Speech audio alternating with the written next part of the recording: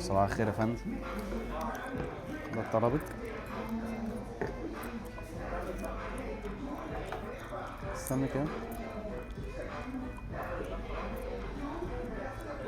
لا تصدقي حلو. حلو قوي والله. بتهزر؟ لا ليه؟ بصي. انت مستفز. لا مش مستفزه ولا حاجه. طب انا عايزه المدير.